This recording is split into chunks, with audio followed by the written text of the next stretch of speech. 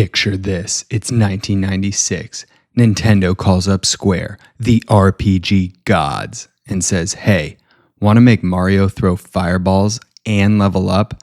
What happened next broke every rule in gaming and created the most insane crossover that still has people losing their minds 30 years later. Take me back to Super Mario RPG. So many legendary RPGs exist out there, especially for the Super Nintendo. But in the midst of all that, one game did something completely different. It was a time when two industry titans, Nintendo and Square, decided to collaborate on a project. Shigeru Miyamoto wanted a Mario RPG, and Square wanted to make an RPG with more global appeal.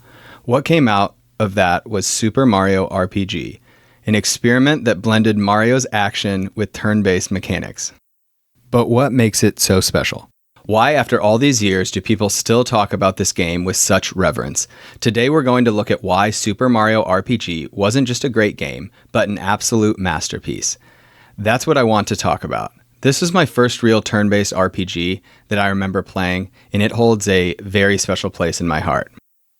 Before we dive in, I want you to think about something. What was that first RPG that really truly got its hooks into you? Go ahead and drop it in the comments. I'm genuinely curious. For a lot of us, especially if you were a 90s kid, one game pops up over and over. A game so strange, so out of left field, that it became legendary. Super Mario RPG, Legend of the Seven Stars, just saying the name brings back a feeling. Simpler times. Just you, Mario, and a quest, with no real-world stuff weighing you down. Whether you played it in '96 on the Super Nintendo, or you just jumped in with the remake, you know this game is a classic. The music from Yoko Shimomura is burned into my brain. The boss fights are epic, creative, and sometimes just bizarre. The dialogue, the character moments, it's all fantastic. But what makes it so special? Well, let me tell you, it was the wild fusion between Nintendo and Square, the masters of the RPG. Nobody saw it coming. It was a huge gamble that paid off and created something brand new. So today, let's go back and figure out what made, and still makes, Super Mario RPG so unreal. I will never forget seeing the box art for the first time in a video store. I must have been like 6 or 7, and my eyes just locked in on it. It was Mario, Peach, and Bowser, but in the sharp, almost 3D style, with a giant sword slammed into Bowser's castle.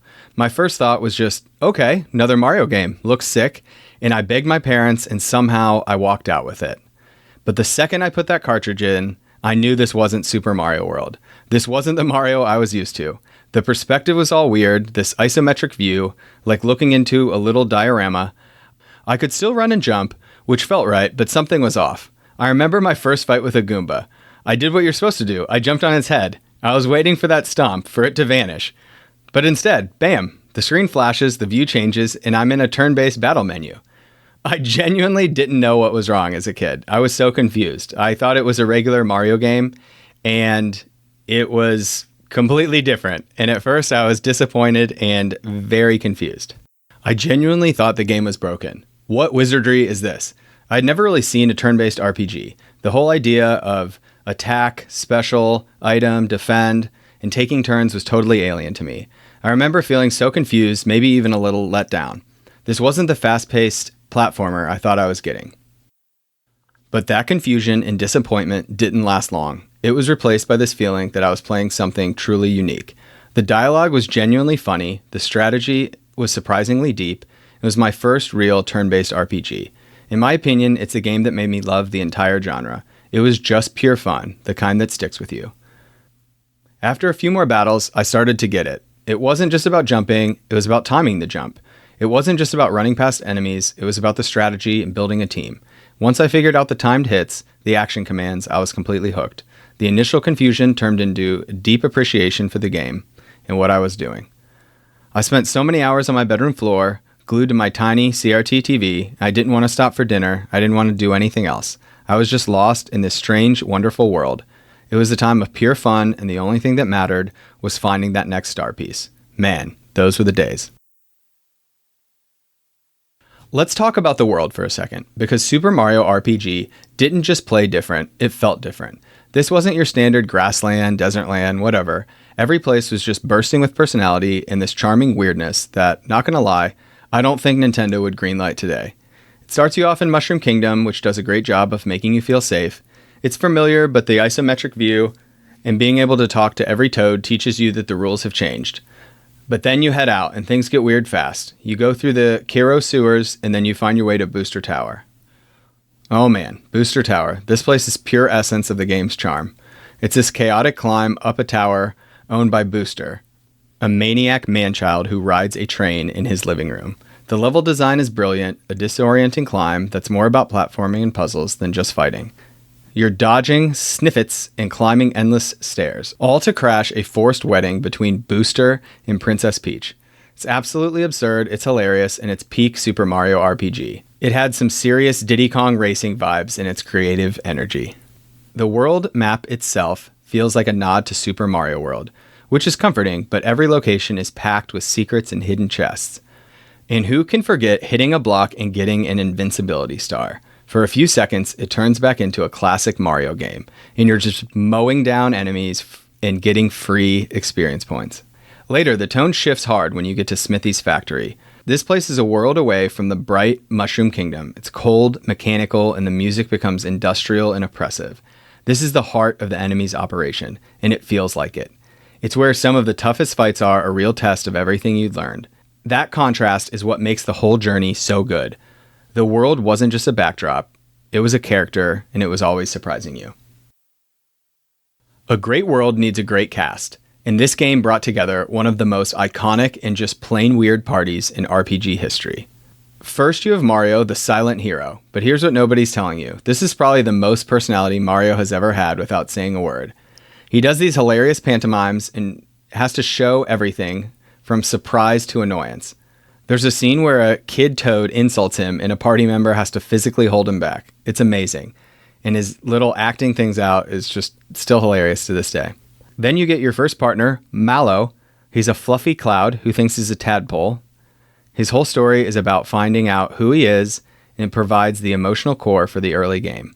He starts as a crybaby, but grows into a powerful mage and a good friend. And then there's Geno. What can you even say? The moment this celestial spirit from the Star Road possesses a wooden puppet, he becomes one of the coolest characters ever. He's on a mission from a higher authority, and he's so serious, which is a perfect contrast to all the goofiness. Geno is the one who explains the real stakes, making the whole quest feel cosmically important. His arm cannon and powerful specials make him a beast in battle. It's no wonder he became such a fan favorite. And I'm still waiting for him to make it into Super Smash Bros. Make it happen, Nintendo. Of course, one of the biggest twists was Bowser. He gets kicked out of his own castle and ends up joining Mario's team. Seeing the King of Koopas cry, trying to act tough, and fight next to his worst enemy was genius. And finally, Princess Peach. She's not just a damsel in distress here, she's a key party member with a frying pan and clutch healing skills that make her essential for hard fights. This strange little family is what makes the story work so well. A plumber, a cloud tadpole, a star puppet, a humbled Koopa King, and a proactive princess, all teaming up to save the world. Speaking of the party, who is your go-to team? Were you a Mario, Geno, and Peach purist like a lot of people? Or did you have a solid Bowser and Mallow strategy? Let me know your party in the comments. I'm always interested to see how different people played it.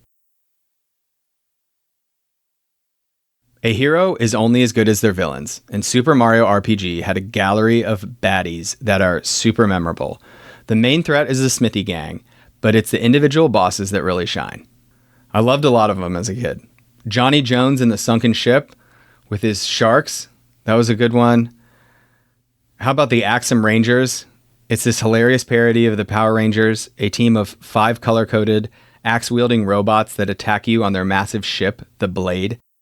I love that, man. My brother and I have a bunch of home videos where we'd play the Power Rangers theme song and act out our karate moves. So seeing the Axum Rangers was just peak. The whole fight is a giant spectacle. You have to take down each ranger one by one before you can fight the ship's giant cannon. It's tough, it's funny, it's one of the best boss fights in any RPG. Then you've got Smithy himself. The leader of the gang is a true menace. The fight is this long, 2-phased endurance test. In his second phase, Smithy's head transforms into different forms, each with its own attacks and weaknesses. A tank head, a wizard head, a casket head, and a treasure chest head. Beating him takes patience, strategy, and knowing your party inside and out. It's a truly epic final battle. I don't remember him being that tough, especially compared to the optional boss, Cullix. He's hidden behind a sealed door in Monstro Town, and he's a direct homage to Final Fantasy, which makes sense since Square did make the game. He's this terrifying 2D pixel art being from another dimension that clashes with the game's 3D look. The music is even a remix of the Final Fantasy IV boss theme. In the fight. What a fight. Cullix has 4 elemental crystals with him, and their combined health makes him the hardest challenge in the game by far. Finding and beating him was a real badge of honor back in the day. So we've talked about the world, the characters, the bosses, but what about the gameplay itself? What made it so addictive? The answer is how it completely changed turn-based combat with one simple, genius idea: timed hits. This was the real game changer. Instead of just picking attack and watching, you had to be involved. Pressing the button right when Mario's hammer hit meant you did way more damage. Pressing it right before an enemy hit meant you could block and you could take less damage. This one mechanic, called action commands, made every single battle an engaging, rhythm-based challenge. It kept you locked in. The idea carried over to special moves too. Malo's Thunderbolt had you hold and release a button. Other moves had you rotating the D-pad or mashing buttons. This variety meant combat never got stale. Outside of battle, the game blended classic Mario platforming with its RPG systems. You were always jumping around to find hidden paths or invisible chests. This kept the pace up and made exploring just as important as fighting. The RPG systems were simple enough for new players, but had enough depth for veterans.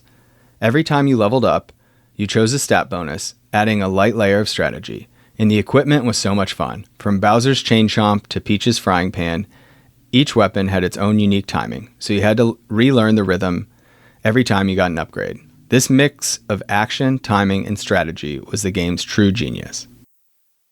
Super Mario RPG didn't just change Mario, it changed RPGs for a whole generation. Its influence is obvious. It paved the way for Paper Mario and Mario and Luigi. Both of those series took the core ideas, timed hits, quirky humor, unique partners, a story-driven Mario, and built their own amazing legacies on it. In fact, the first Paper Mario was originally called Super Mario RPG 2. For decades, the original was this cult classic, a one-off experiment. But then, in 2023, the remake happened. And it's fantastic, a faithful modernization. The new 3D graphics are stunning, and the rearranged soundtrack by Yoko Shimomura is incredible. They added great quality of life updates like swapping party members mid-battle and new triple moves. But even with all the new stuff, the heart of the game is perfectly preserved. The weirdness is all still there.